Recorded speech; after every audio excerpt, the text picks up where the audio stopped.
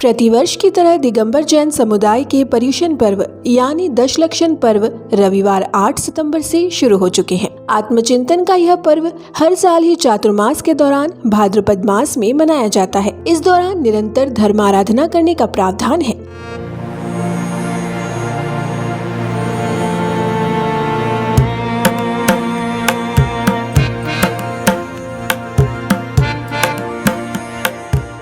नमस्कार, स्वागत है आपका हमारे चैनल ट्रेडिशंस फॉर यू में, जहां हम आपको रूबरू कराते हैं भारत के रीति रिवाजों से। आज के इस वीडियो में हम जानेंगे पर्युषण पर्व के बारे में, तो पूरी जानकारी के लिए अंत तक जरूर बने रहें। इन दिनों में जैन श्वेतांबर धर्मावलंबी पर्युषण पर्व के रूप में 8 दिनों तक जप, तप, ध्यान, स्वाध्याय, सामयिक और उपवास, क्षमा पर्व आदि विविध प्रयोगों द्वारा आत्मचिंतन करते हैं। तत्पश्चात दिगंबर जैन धर्मावलंबी दशलक्षण पर्व के रूप में 10 दिनों तक पर्युषण पर्व में आराधना करते हैं, जिसमें क्षमा, मुक्ति, आर्जव, मार्दव, लाघव, सत्य, संयम, तप, त्याग और ब्रह्मचर्य इन 10 धर्मों द्वारा आत्मचिंतन कर अंतर्मुखी बनने का प्रयास करते हैं।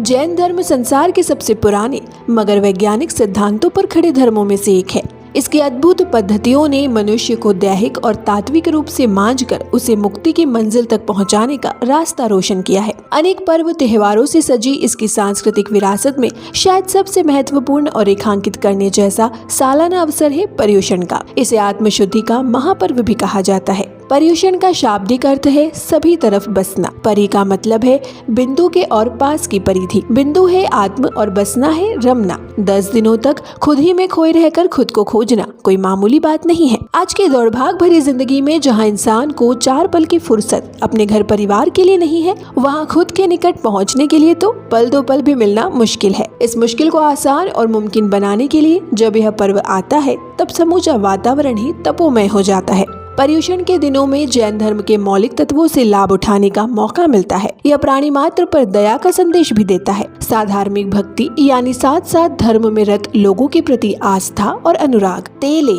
आठम तप यानी उपवास, ऐसी क्रिया, ऐसी भक्ति और ऐसा खोया खोयापन जिससे अन्न जल तक ग्रहण करने की सुध न रहे। और अंत में आता है क्षमापना यानी वर्ष भर के बैरभाव का विसर्जन करने का अवसर। दशलक्षण पर्व के दिनों में घर में शुद्ध खाना बनता है। जो कुछ खाते हैं ताज़ा ही खाते हैं, यहाँ तक कि पानी भी बाहर का नहीं पीते।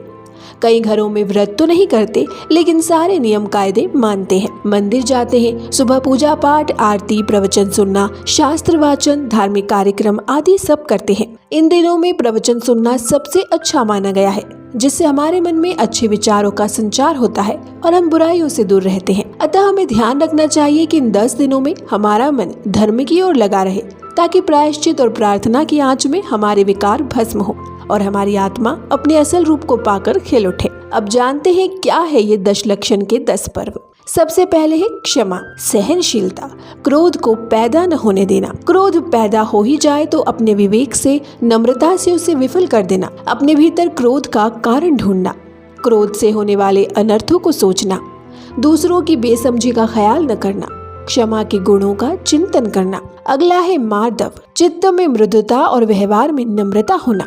तीसरा है आर्जव भाव की शुद्धता, जो सोचना सो कहना, जो कहना सो करना। अगला है मन में किसी भी तरह का लोभ न रखना, आसक्ति न रखना, शरीर की भी नहीं। 5वां है सत्य, यथार्थ बोलना, हितकारी बोलना, थोड़ा बोलना। अगला है संयम, मन, वचन और शरीर को काबू में रखना। अगला है तप, मलिन वृत्तियों को दूर करने के लिए जो बल चाहिए उसके लिए तपस्या करना।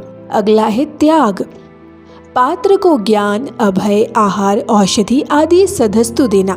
अकिंचनता, किसी भी चीज में ममता न रखना, अपरिग्रह स्वीकार करना।